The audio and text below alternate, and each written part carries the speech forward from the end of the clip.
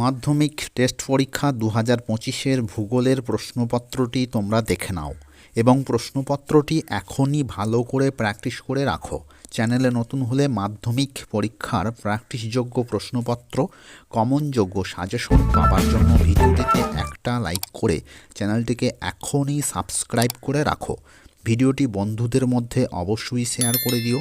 অন্য কোনো বিষয়ের উত্তরসহ প্রশ্নপত্রের প্রয়োজন হলে এই ভিডিওর কমেন্ট বক্সে লিখে আমাকে জানাও।